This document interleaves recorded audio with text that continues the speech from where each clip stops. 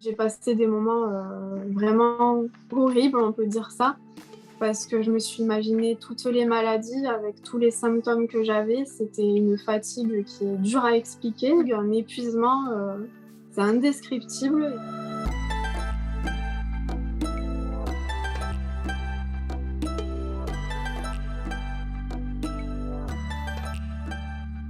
Ma petite fille, elle est née donc en mai 2019. Suite à ça, j'ai commencé à sentir des premiers symptômes qui sont arrivés un mois après à peu près. Et les premiers symptômes, ça a été la fatigue en fait. Je m'étais dit, ça vient de la maternité, les débuts, c'est peut-être ça. Les médecins m'avaient dit la même chose, je me suis pas du tout alarmée. Je pense passer par toutes les émotions, forcément. J'ai eu mon bébé, c'était l'étape la plus heureuse de ma vie. Puis petit à petit, quand les symptômes sont arrivés, je suis petit à petit descendue de ce petit nuage et ça a été l'inquiétude, le début des questionnements. C'était en octobre 2019. J'ai eu en fait un symptôme qui a vraiment monté de niveau. Ça a été des gros maux de tête assez intenses et ça m'avait empêché de dormir. J'avais eu des vertiges, je me tenais plus debout. J'étais obligée de me tenir contre le mur de la maison.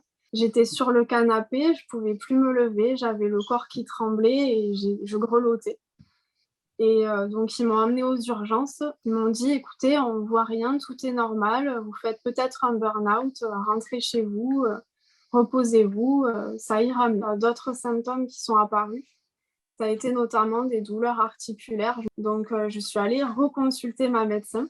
Pour elle, c'était toujours dû à la fatigue. Donc, elle m'a quand même fait un examen sanguin qui n'a rien révélé. La grosse étape supérieure, ça a été à mi-décembre, du coup. Je devais fêter mes 30 ans et je me sentais vraiment pas bien. J'arrivais plus à venir à table. J'étais trop fatiguée, prise de vertige. Travailler, c'était devenu plus possible. Et la concentration, je l'avais plus. Même une conversation, j'arrivais plus à les tenir parce que je me souvenais plus des quelques mots qui venaient d'être dits. Après, j'ai plus conduit pendant à peu près 6 mois. Porter ma fille, je me rappelle, au niveau du bras, déjà que j'avais les douleurs, c'était compliqué. Moi, à ce moment-là, les efforts, c'était trop difficile en fait. La fatigue, elle était tellement intense que se déplacer de la chambre à la cuisine, c'était vraiment le parcours du combattant. J'étais essoufflée. Et de là, en fait, a commencé les premiers vrais examens. On est passé donc par la case des urgences. Et de là, en fait, on m'a hospitalisée, on m'a mis en chambre. J'y suis même allée en fauteuil roulant. Et c'est là qu'il m'a appris 2 jours après, donc j'étais rentrée chez moi, que, il y avait quelque chose qui s'était révélé et que je faisais une mononucléose infectieuse, j'avais le virus Epstein-Barr. Et puis, comme il me disait, il n'y a pas vraiment de traitement, il faut que ça passe, quoi. C'était un virus que je connaissais pas, j'en avais pas entendu parler. J'ai passé des moments vraiment horribles, on peut dire ça, parce que je me suis imaginé toutes les maladies avec tous les symptômes que j'avais. C'était une fatigue qui est dure à expliquer, un épuisement, c'est indescriptible et c'est vrai que ça peut amener à penser autant de choses, surtout quand les médecins n'arrivent pas à trouver ce qu'on a. En février 2020, j'arrivais plus à m'alimenter parce que j'avais trop mal à l'estomac. Je vomissais énormément. Ça fait partie des 15 jours les plus terribles du pic de la mono de mon côté, quoi. Je suis allée énormément de fois par contre aux urgences.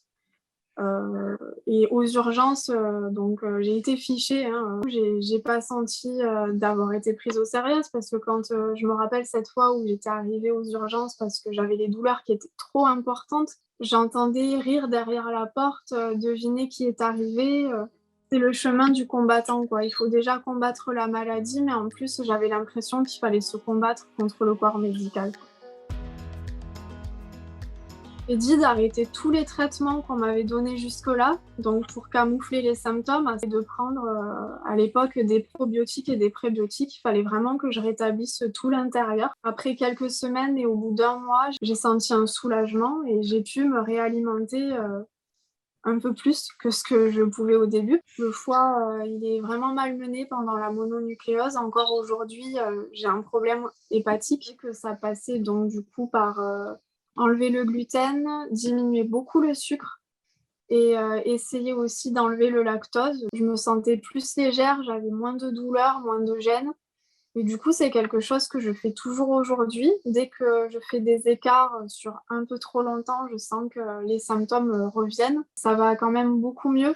Je sens que j'ai un peu plus d'énergie, j'arrive à refaire mes tâches quotidiennes, la cuisine, du jardinage, chose qu'il y a quelques mois, je ne pouvais pas faire. Je projette quand même de reprendre le travail bientôt. Le virus, je pense que je vais devoir y vivre encore un bon bout de temps avec. Ça serait important que les médecins se,